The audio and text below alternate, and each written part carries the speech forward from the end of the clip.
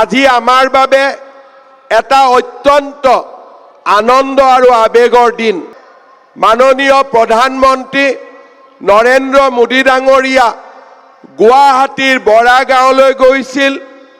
অসম আন্দোলনৰ 860 গৰাকী শ্বহীদৰ স্মৃতিত আমি নিৰ্মাণ কৰা শ্বহীদ বেদীলৈ গৈ প্ৰধানমন্ত্ৰী ডাঙৰীয়াই আমাৰ জাতীয় শ্বহীদসকলৰ প্ৰতি শ্ৰদ্ধাঞ্জলি আগবঢ়াইছিলে।